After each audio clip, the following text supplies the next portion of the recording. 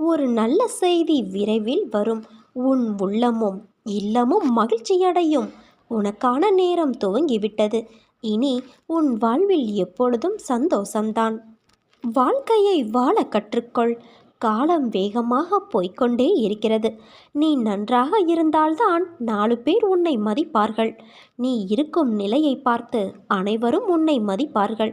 ஆனால் நம்பிக்கையை நீ இழந்தால் உயரத்தில் இருந்த நீ இறகை இழந்த பறவை போல கீழே விழுந்து விடுவாய்.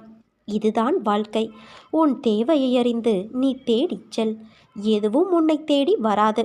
நீ எப்படி நடந்து கொள்ள முயற்சி செய்கிறாயோ அப்படித்தான் அனைத்துமே நடக்கும். தயவு செய்து நம்பிக்கையை இழந்து விடாதே. மீண்டும் பெறுவது மிகவும் கடினம்.